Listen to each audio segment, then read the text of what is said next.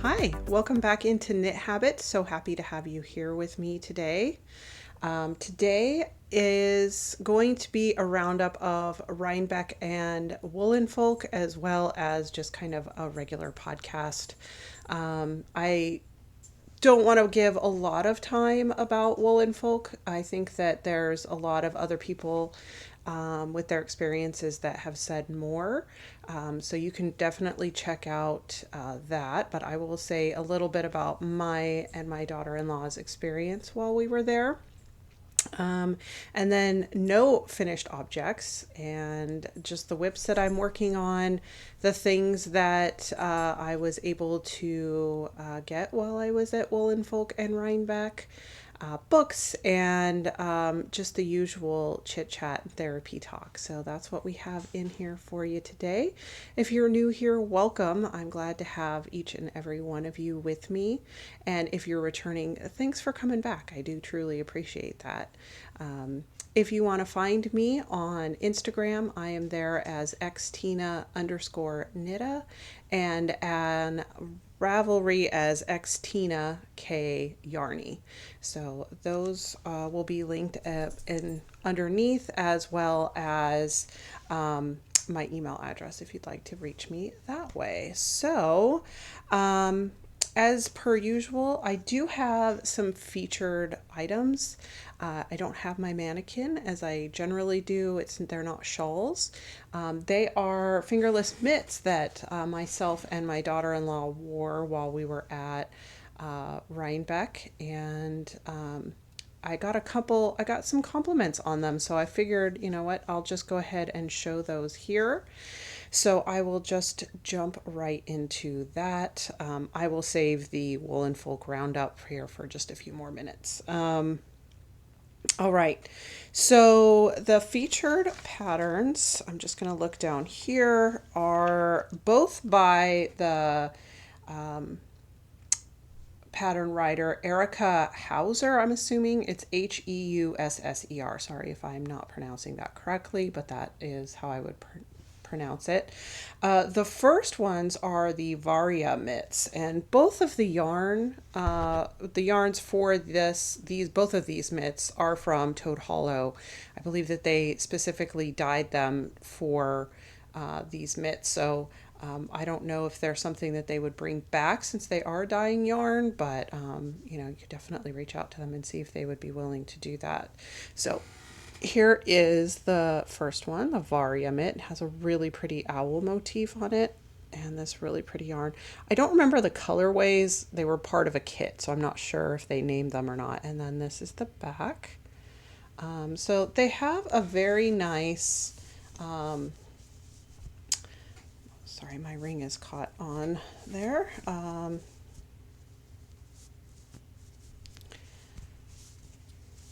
They have a nice length on them, and they fit very well. I think they're a nice length to go under a jacket for when it's cooler, and they fit very, very nice. I'll put the other one on as well. You can see it without my Fitbit on. There you go. So they have a very nice fit. Really love this pattern. Fun color work to do. I will say that some of the floats are very, very long. I mean, if you look here, these floats would be really long with the brown. So, some ladder back jacquard might work. I've never done ladder back jacquard, but I just tried to catch my floats, every 4 or 5 stitches when needed there. But these are really fun and warm. So these are Varia mitts by Erica Hauser. And then the other ones are, and I don't know how to pronounce it. I'm assuming it's Aeshna, Aeshna mitts. And they have a cute, I actually taught these when I was teaching at Warm and Fuzzy, which is one of our local yarn stores here. So I actually taught these. And they have a cute little dragonfly on them. Really pretty dragonfly motif. The corrugated ribbing on the bottom, which is the first time I've ever done the corrugated ribbing. And that was fun. Now I will say there's not much stretch with the corrugated ribbing since it is kind of color work. It doesn't give as much stretch there, but still a really fun pattern. Still some really kind of long floats in there. My only thing with these is, and you can kind of see how it's doing that, it flares out, and I think it's the way I bound off. I'm not sure, but this pair does that more than the other ones. So again, nice fit. And this is yarn by Toad Hollow as well. So yeah, those are really pretty. Here's a good representation of that. So if you're interested in those, I thought they might be good, especially with fall coming, to show those as well. So those are the featured patterns. Now we'll talk a little bit about Woolen Folk. I wish my daughter-in-law was here to talk about it, or my soon-to-be daughter-in-law, but she is at work. So unfortunately, she's not here to talk about her experience as well. I'll try to, talk about her experience also. So number one, it being moved just a few weeks before the actual event. I believe that where it was going to be closer to where we were staying. We were actually staying in Poughkeepsie, and where it ended up being was actually about an hour away. So it was quite a hike to get there. Really disappointing in the fact that the way that they put it out, they should have put the email and the Instagram live out at the same time. I think there were people that probably missed both of those things and didn't know that it had been moved, or didn't know until very close that it had been moved. So we did have to, trek a fair amount to get there. I mean, we'd already driven 10 hours up there. So, another hour, not a huge deal, but pretty surprising when it was just 2 weeks before that you find that out. The shuttle. So we had to park, we wanted to get there about right when it opened. I didn't think that there would be as much of a line as there was, but that's a whole different, subject. So we got there about noon when it was supposed to start, maybe a little bit before. Couldn't find parking really close unless we wanted to find street parking and then walk. So we parked in one of the other parking lots that were listed as places to park. So we got there, we parked, there were people there to check us in. They said on the email, specifically, if you checked in with the shuttle and you took one of the shuttles, they'd give you a bracelet. So you didn't have to check in when you got there. Fine. We get there, we didn't wait very long for the shuttle to get there. The shuttle was not in any way accessible for anybody that had trouble, was not very ambulatory, right? Had some disabilities, was not great, because it was, while they were nice shuttles, the staircase up was very steep to get up into the shuttle. The first step was fairly high. The stairs were wet because it didn't seem like anybody was the driver or anybody was trying to wipe it down. So could you have slipped easily on those steps? Absolutely. The parking, yeah, like I said, we parked about a mile away. We got there, we had our bracelets, so we thought, well, we'll just, go right in as the instructions in the email said. And we had a lady that pretty much just yelled at us to go stand in line. I didn't really want to make a scene. We went and stood in line.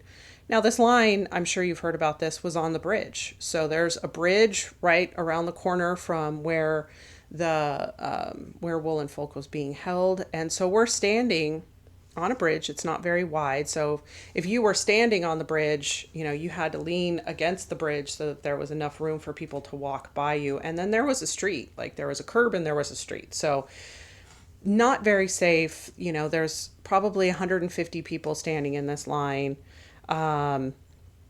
It was, not the safest thing to have something like that. And we actually had a lady because there was traffic issues with people. I don't think this town was in any way prepared for us to have this, or for them to have this. And so there was a lady on the other side of the bridge going the other way that stopped and was like, "What is this? Like, why are you all standing there?" Basically. And she was just she wasn't mad. She was just a curious person that probably lived there. And somebody said, "Oh, hey, it's about yarn or whatever." So eventually, about 20 minutes of standing in this line, an official person, I guess, came by and said, "Hey, if you have a bracelet, put your arm up, you can follow us." My daughter-in-law and I thought, well, finally, we knew we didn't need to be standing in line, but, we didn't want to cause a fuss. So we went and, stood over there. So we go back in, and it was interesting. The person that led us over there, a young man, he was just kind of like, "Hey, if you have a bracelet, just put your arm up again," not really paying much attention. So we're just kind of walking behind him, and, we just enter in. There was no real check-in at that point. And there wasn't any signs of like where anything was. There were just kind of people milling around. The rain is coming and going. It's kind of sprinkling and drizzling and, raining harder, and it just kind of cycled through that the rest of the day. So there were some people where there were tents. Really no signs of what anybody was unless you wanted to kind of bend in and look at the tent. There were a couple buildings. So we went into, I had some places that I knew I wanted to see. I wanted to feel the yarn. I wanted to make a purchase. I knew some places. Going into these buildings, so you kind of had to line up to get into them. Once you did get in, you could hardly move because there were so many people. I honestly, unless I had seen the list of the vendors, would not have known, other than the people that I knew I wanted to go see. I wouldn't have known who was there. Everybody was just kind of everybody. I wanted to go into Dragon Horde yarn. I love her yarn. It's absolutely gorgeous. But going into the booth, there was just nowhere to move. I didn't at least feel comfortable going in and spending time kind of perusing things, because there was just so much noise, so many people. It was very overstimulating.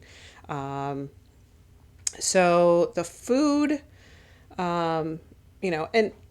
just to go back into those buildings, there was something on the 5th floor. I honestly never went there. I went onto the 1st floor, maybe I think the 2nd floor of one of them, and the 1st floor of the other building, and that's all we did. And I'll show the yarn that I purchased and the places that I wanted to specifically go. And I was lucky enough, because I think a lot of people weren't even able to access, as far as I did.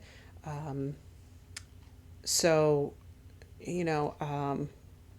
was fortunate in the fact that I was able to procure the things that I wanted to get. So that I was lucky for. But I don't, other than looking at the vendor list after the event, I didn't know who really was there.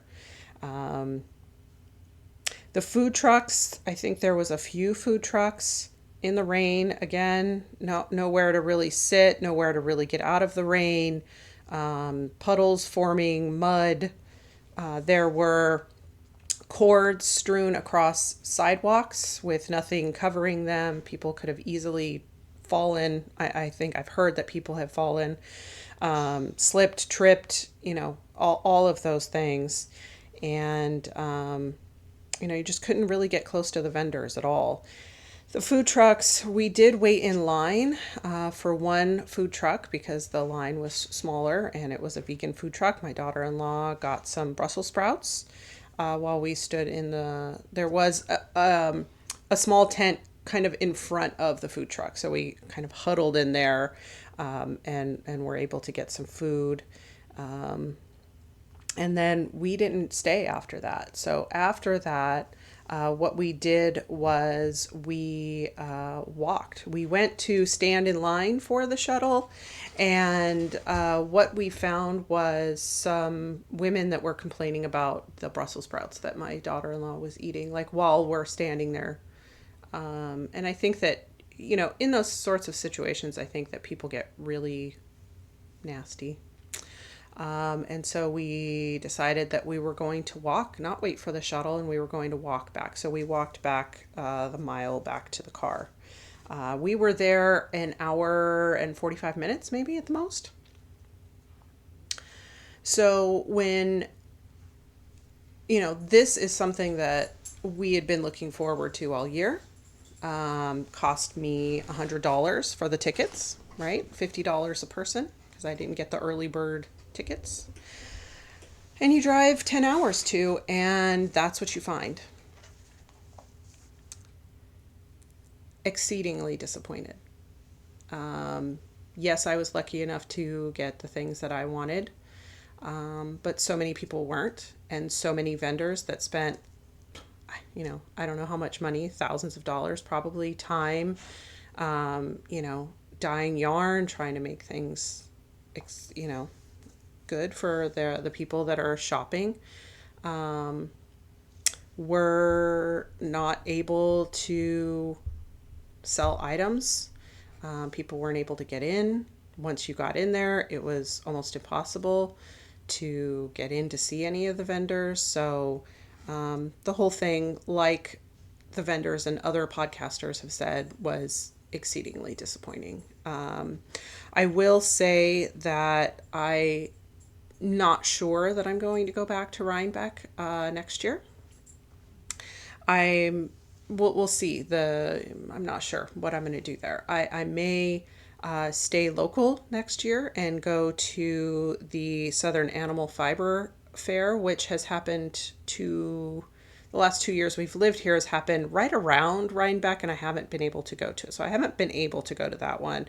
And then the North Carolina Fiber Festival, which I've gone to the last 2 years. That one's in the spring. So I'm not sure.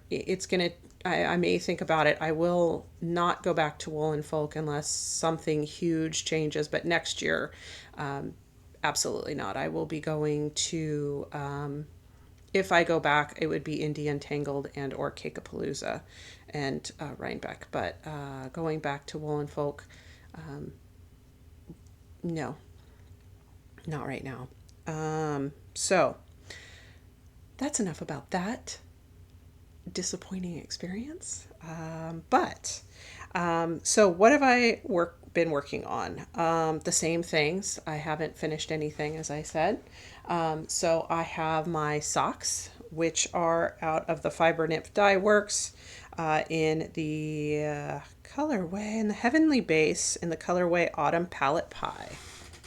The heel is the butterfly heel in the pattern. I've never knit that before, and I don't love the heel flap and gusset. Not because it doesn't fit right. I have socks like that. I don't enjoy knitting it, and I don't enjoy picking up the stitches afterward. So I have been switching when I was doing socks more often to the Shadow Wrap heel by Denise of Earth Tones Girl. So this is quite reminiscent in the way it looks of that. Not in the way that it's knit. It's an interesting construction of decreasing, and then it kind of flips around and you're picking up and increasing. So definitely an interesting construction. I'm interested in seeing how it fits after, but gosh, these colors are just so fun. And this pattern, I will have to put it on my sock blockers once it's done, but how fun is that? Just to make your self-striping yarn just a little bit more fun. Getting closer to the toe. This stitch marker I talked about in my last podcast, and I will have it down below. So fun on that one. I am going to pause and I'm going to close those blinds. Sorry about that. I had to do a little bit of an camera adjustment with the sun coming in. Even closing the blinds was not helpful, so sorry about that. So the Fairground socks by Kay Jones. I would highly recommend this pattern. I think she wrote it specifically for self-striping yarn. I would definitely recommend. And the pattern's really easy. It's a 4-row repeat pattern that's easy to memorize. So I would definitely recommend those. Little eyelets, just a really cute pattern. So check those out. Hopefully I'll have a finished object of those. The other thing that I'm working on still is my Ranunculus by Midori Hirose. This is made with Knit Picks Wool of the Andes worsted. The colorway is current, and I'm using the US 10 6mm as suggested in the pattern. I'm doing size 3. So there it is. And yes, it's a fun pattern. I don't know that I think it's as fun as a lot of other people think. I'm looking forward to the finished product of it. But I really love the color. Here's where I was last time. So I've done quite a bit. I just started the raglan increases. So it's getting there. I'm concerned a little bit about how small this neck is. Now, I talked a little bit about it in the last episode, and I just did a long tail cast on. It looks like it's probably going to stretch out, so we'll see. Hopefully it's big enough. Hopefully. There, but it is a fun pattern. I'm not sure that I'm 100% on the Ranunculus bandwagon like a lot of people are, but we'll see. I'll get it done, and I'll do a little bit more of an assessment, but we'll see. So Wool of the Andes worsted in the colorway current, 110 yards, 50 grams. It is 100% wool, not superwash, but I'm kind of loving this like purpley brown color. It's really pretty.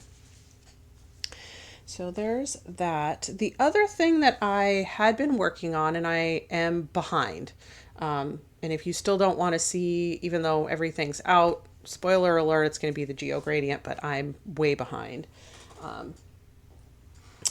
I did the first clue. It did not turn out super great. I'm not super thrilled with the middle part here. And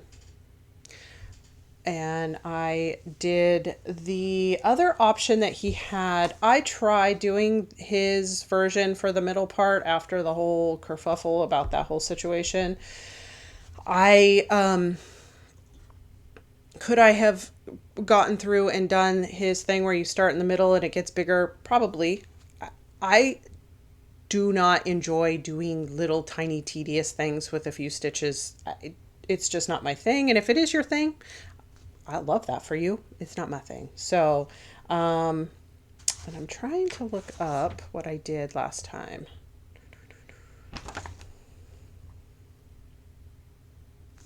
And I can't remember. Oh, there it is. I did the Pink Queen yarns, the Pink Queen square for the middle part. And I pulled it out and did it again, I don't know, a number of times. And still the middle didn't turn out great. Whatever, I'll live. I got through clue 2, which was these parts here. Really pretty eyelets. I did enjoy this clue a lot. Went to start clue 3. And you do an eye cord, and you do it with the light color, the lightest color over the darkest color. And I will finish it. I just got to a point where we had just gone to Woolen Folk. That was disappointing. I went to pick this up to get it going. And this is what's happening. So you can really see that dark yarn sticking out through the light yarn on that eye cord. It's not as bad on the wrong side, but on that right side, I don't like the way it looks. So I got sad about that, to be honest with you. Between that and Woolen Folk, just not my thing. So I will finish it. I do want to work on it. I have seen clues of this next clue, the clue 3. I have not looked at clue 4 at all. I don't want any spoilers on that one. I would like to still be surprised. I do like the way it looks. I do want to work on it. I just wasn't thrilled with my section. Doesn't look quite as bad on camera, but I'm hoping that maybe I can block that out a little bit. So I will work on that. So that's really all I've been working on. I haven't started anything else. So yeah, so that's that. So let's talk a little bit about the purchases between Rhinebeck and Woolen Folk. So number 1, Woolen Folk. Oh God, I cannot tell you how much I love this bag, and I've been really wanting to use it, but I've been saving it to show on here. So yeah, I get to use it. This is from Caleb from the Bearded Pearl, who I got to meet. Thankfully, he is such a nice, genuine, really took time. I talked to him for, a few minutes at Woolen Folk, even though there was like a ton of noise and a crowd behind me. He really made me feel welcome and that he really wanted to talk to me. And I was absolutely thrilled to be able to meet him in person. I will have a picture inserted with him. The picture was actually taken the next day at Rhinebeck at Woolen Folk. I was so overstimulated, I didn't even think to take a picture with him, but I luckily saw him at Rhinebeck, and he was gracious enough to I went up to him and I said, "Hey, I didn't get a picture with you yesterday. Can I get one with you today?" And he was like, "Yeah, absolutely. Nobody needs to know I'm wearing basically the same shawl and jacket, And so he was just really, really sweet. So I was really thankful to meet him. And this bag, so he had a lot of bags there in the Woolens and Nosh booth, and I kind of, looked around at all of them, and I looked down and I saw this one. I went, "That's it. That's my bag right there." And of course, it's orange, right? Okay. So it is gorgeous. It's this really beautiful linen here at the top. And then this gorgeous cotton fabric. It's nice and stiff, has a really nice handle. And then the bottom is that. And then the inside is, hopefully, it kind of matches the handle. It's a beige color. Let me see if I can kind of fold this over so you can see it. God, it's just gorgeous. The craftsmanship on this, the way he made it, absolutely beautiful. So the inside is just kind of a beige, but there are a couple of pockets in here, and then the main part. And then you can fold that down if you just want it to be open, and then you can close this up. So you can, I'm sure I can fit a ton of stuff in here, and it's just absolutely gorgeous. There is their tag right there. And he did say that they're going to start podcasting again at some point. That they did move to Switzerland, which I'm so jealous of. I would love to move to another country sometimes. But that's a whole different subject. But it's a beautiful bag, and I'm just blessed that I was able to get that. And that's definitely one of the things I wanted to get while at Woolen Folk. So gorgeous, gorgeous, gorgeous. The other booth that I wanted to go to was Woolens and Nosh, and so she was with him, and I wanted to get this year's colorway for Woolen Folk from, I think her name is Michelle. Now, one thing I did not mention that I would like to go back to real fast in Woolen Folk, the lighting in the building was terrible. It was pretty dark.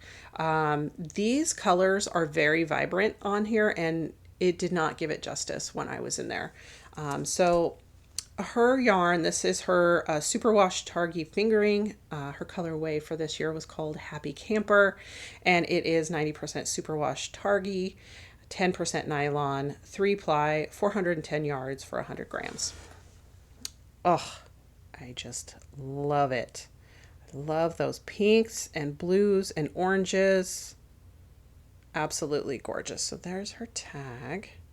And so many people have talked about how beautiful this base is. I've never knit with it. I've never really used it before or purchased it. And it is nice and plump. So I will have to do a review of that when I do get to use it.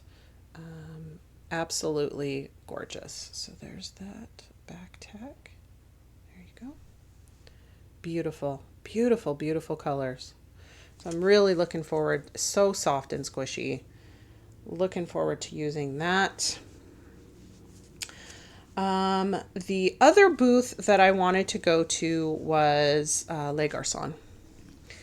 And I really wanted to, they just came out with this base, and I think it's supposed to be kind of like and I don't, for Les Garçons, I did get their new base, which is their fluff base. Sport weight, it's 200 meters, 219 yards, 50 grams, sorry, not 15 grams. It is 55% baby alpaca, 18% fine merino wool. There's 17% mulberry silk, 10% yak, and it says it's 100% dreamy. This is in the colorway goldenrod. I did get two of these. I just dropped one on the floor. Hold on one second.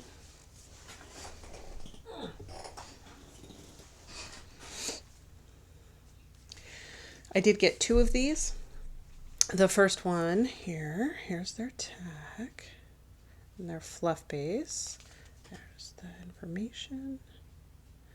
And it is a beautiful, beautiful yarn. I don't know why there's a little bit of red right there, but there we go. Nice and fluffy. I think this is supposed to be sort of like fuwa, but there you go. So there's that. I also got their pin for their Woolen Folk pin, and the bag. The bag came, there you go. There you go. Just a Les Garçons bag. So there's that. So that was it for my purchases for Woolen Folk. The things that I got at Rhinebeck, the first one is this beautiful yarn from Feederbook Farms. Helps if it's not upside down. There you go. And it is absolutely gorgeous. Looks like it's like hand spun. Beautiful pinks, purples, greens, yellows.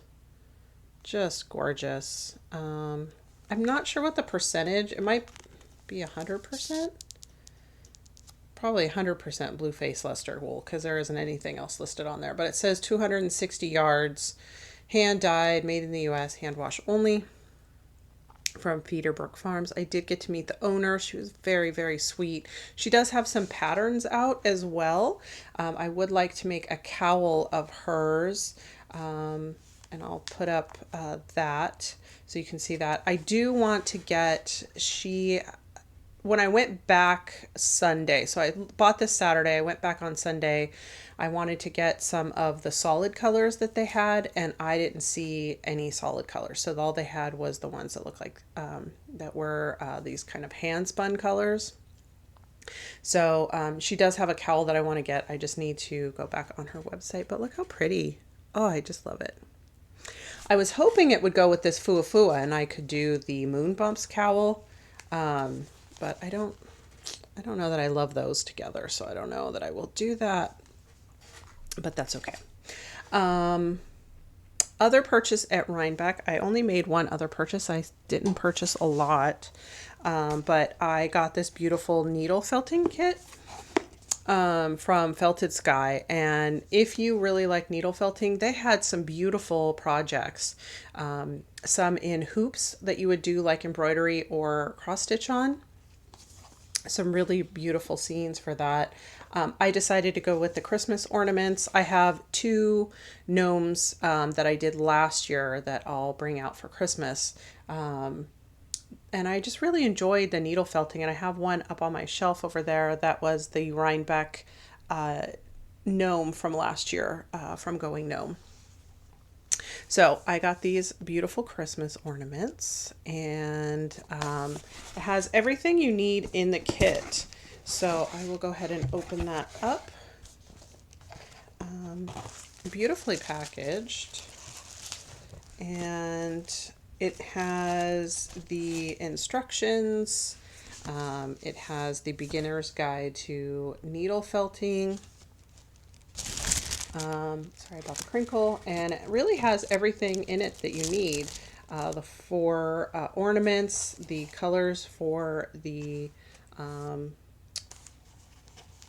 pattern on there, and then I think these are like little tops that probably go on the top of the ornament, I'm assuming. And it has the string for that. And it also has all of the needles, which I haven't even opened this yet. Let's see. Yeah, it has different needles in there. So it has all of those there. These look like really nice ones with like really, let's see if I can show you, really nice plastic handles on them. So that's nice. These things you don't want to stab yourself with at all. The only thing it doesn't come with is the foam pad to do the felting on. I already have that from when I did my gnomes from Going Gnome. So really great. Sorry about bumping the mic there. Really great product here. I'm really hoping to get to that and have that on my Christmas tree this year. So that is all I got at Rhinebeck as far as purchases go. And for me this year, I was really hoping to just go to Rhinebeck for the experience. And so meeting other podcasters, this last year I went and met a whole bunch of people, but this year I got to go and kind of be a podcaster, obviously. And so that was fun. I did get to meet somebody that is subscribed. Her name is Ida, and she really made this whole trip worth it. Meeting with her was very exciting. If I go back next year, which I talked about, I may not, but if I do, I'll definitely put a time that I will meet with people on the hill, because I didn't do that and I almost missed meeting her, and that would have been really, really sad. So glad we did that. And then, okay, so of course at Woolen Folk and at Rhinebeck, I did get to meet up with my girl Tania, and I always enjoy watching her podcast and say hi to her daughter. Hey, Harvest, Catfish here. So I got to meet up with her, and she did give me one of her stickers from the Breakfast Crew podcast. So it's always good to catch up with Tania. And, you know, Tania and all of the other people that I have mentioned or will mention in this are people that I feel seem to be really genuine, real, nice, just kind people. And so I really appreciated meeting with them today, or that day.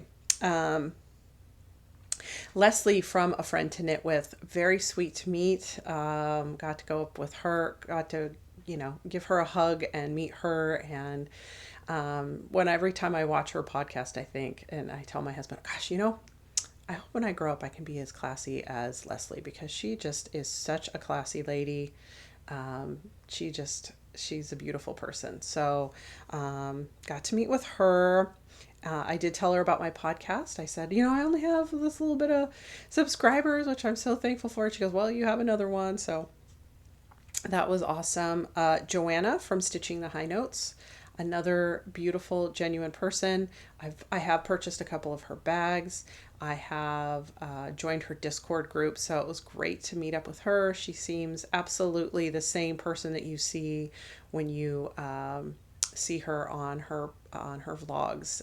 She seems like just that same beautiful personality. And Valerie from Creations by Valerie. Very nice, beautiful inside and out, genuine person. Really enjoyed meeting with her. I know that she asked, I was giving out magnets with the logo on it, and she had asked if she could have a second one for Tammy at Cinematics Games. Hey, Tammy. I did get to meet you last year, Tammy, at Woolen Folk. I sat behind you at the podcaster's patio, and I did see your live that you may be moving out of Texas. And if you want to come to Raleigh, North Carolina, I would love to meet up with you and potentially be a friend if you move out this way. That would be awesome. And last but definitely not least, I did get to meet Amy Palco. And she, I don't know if when you've watched her podcast, I've been watching The Meaningful Stitch since she first came on during the pandemic. And if you've watched her, she has such a calming, beautiful personality, and she is absolutely just like that when I met with her in person, at least. Sweet as can be, just absolutely, she's beautiful, but she has such a warmth, and you just, you're definitely want to be in her sphere. So really enjoyed meeting with her. And then, like I said before, Caleb from the Bearded Pearl. So yeah, so that was all beautiful. So let's see here. What have I been watching? I have been watching the Great British Bake Off. I'm caught up with that. They've been putting out one episode a week on Netflix, so I've been watching that. So I'm as far as that show is on there, having fun. I always love watching that. I love the drawings that they put on. Do you guys think that of the bakes that they make, how they always like draw out the picture? I just love watching those. And let's see, we've been watching The Rookie on Hulu, which is a show, I think it's on ABC with Nathan Fillion. I just love that show. My husband and I really enjoy watching that together. And Jane Eyre on Netflix, or not Netflix, it's on Hulu. I love the Masterpiece Theater version, so been watching that a couple times. Let's see here. Books. I did finish the other two of the Kate Jacobs books from the Friday Night Knitting Club. I did finish the other two of that. The second one is called Knit 2 by Kate Jacobs, and the other one is Knit the Season. They're solid books. They're good. Have some knitting sprinkled into the stories of the lives of the people in the book. And my only thing is I got to the end of the third one and I felt like it just kind of ended. Like that was it. I don't know if she's going to write any more, but it just was like, and done and seen. And I was like, okay. So that is that. The last thing I wanted to talk about, especially in the disappointment, I guess, of the Woolen Folk experience, wanted to talk a little bit about some positive psychology and some things that we can do maybe when we're going through difficult times or we've had a difficult experience. And sometimes we may have to do these points a few times, and they can be journaling points. You can find worksheets online to help you do this as well. So this one is called Silver Linings, which is part of a positive psychology exercise. And so what that is you start out with writing 5 things that make life or the experience enjoyable. And then you can write down in the next, you can write out 3 different boxes. In the next box, you can write a moment of frustration. So describe the most recent time something didn't go your way or you felt upset or frustrated. So you can kind of get that out. I think I've talked about the importance of writing things down, because a lot of the time with those intrusive thoughts that we get, they kind of run in our heads. And so making it more tangible, more real, so writing it down. So that whole journaling thing that therapists talk to you about all the time. That's part of that, is to kind of take that racing thought and move it into a physical manifestation. So writing down that frustration. But then in the third box, spending some time reflecting on the silver linings. And so describing 3 silver linings from the experience that you've had. Not all the time, but oftentimes we can find some positive thing that has come out of the experience. I my silver lining, or my time reflecting on this, I think that I am definitely going to, as much as I possibly can, make sure that the events that I am attending are accessible for everyone. And that can be, maybe researching the location, or really digging into the website or Instagram page for the event. I think that, Woolen Folk showed that there is a lot of people that can be or have been left out of the knitting community. And so I think that would be, my part of what I can do for that. So anyway, I just wanted to leave you guys with that. So again, silver linings, 5 things that make your life experience enjoyable, describing the situation or the moment of frustration, and then the 3 silver linings of that experience and what you can take out that's positive from it. So I will not keep you much longer, but wanted to jump on here and say thank you and how grateful I am for each and every one of you. And if you could please like, subscribe, and ring the bell, I would greatly appreciate it. And I will see you the next time. And in the meantime, please go ahead and give yourself the same grace you would give everyone else. Take care. Bye-bye.